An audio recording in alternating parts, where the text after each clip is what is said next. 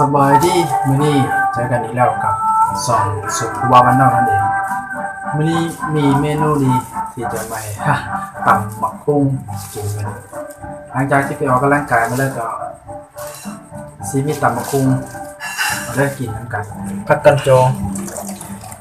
ข้าวตองนะข้าวทองภาษาบ้านเราก็ได้อันนี้ผักหอมจีนหรือว่าผักหอมเปนเลยนะภาษาต้องผักไต่ก็เสื่อมว่าผักหอมเปเกียม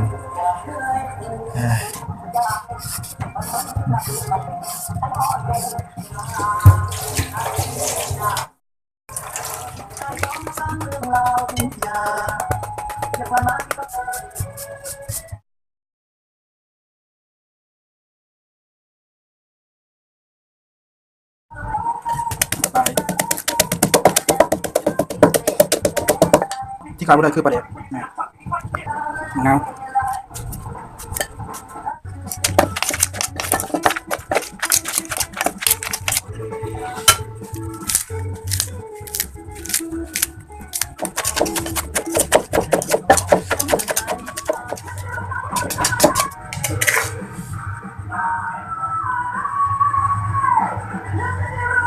รับตำบักหุ่งเฮาเบิ่งหน้าตามันสิเป็นแบบขาวทองผักกันจองบ้านเฮากินคนเดียวก็เก่าข้ามใหญ่ๆ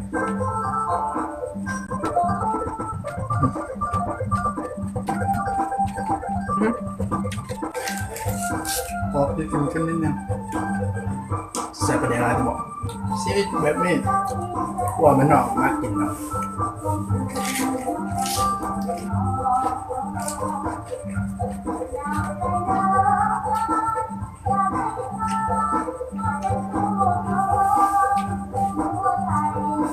เบิ่งแล้วว่ามาคลิปนี้ก็สามารถเรียนได้เนาะในกำลังใจ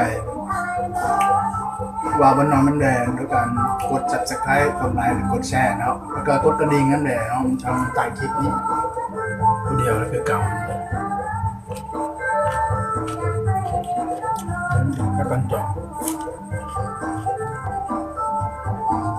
ทำใหญ่ๆ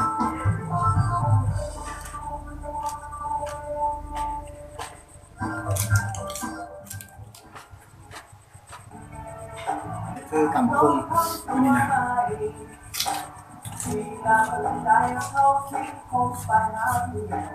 ก็เพชรลายมาเนี่ยเอาหอบจนเหงื่อแตกเลยนะหลังจากที่ไปออกกำลังกายมาแล้วก็มากินตำกุ้งคืออยากกินตำกุ้งเมื่อนี้บาซุกสีเดล่าซัมนี่ไปก่อนเนาะเอาไว้คลิปหน้าพอกันใหม่แต่ก็ยังไงก็อย่าลืมกดไลค์กด Subscribe กดแชร์แล้วกดกระดิ่งให้บาซุกนำเด้อเพื่อจะได้เป็นกำลังใจในการติดตามคลิปใหม่ๆครับสำหรับวันนี้บาซุกสิลาไปก่อนเดี๋ยวคลิปหน้าพอกันใหม่จะเป็นอย่างแน่ที่มีซูพี่น้องกินเท่าก็คอยติดตามไปน้ำกันเนาะสำหรับวันนี้บาซุกก็ขอลาไปก่อนโอเคเนาะสำหรับวันนี้เอาล่ะสบายดี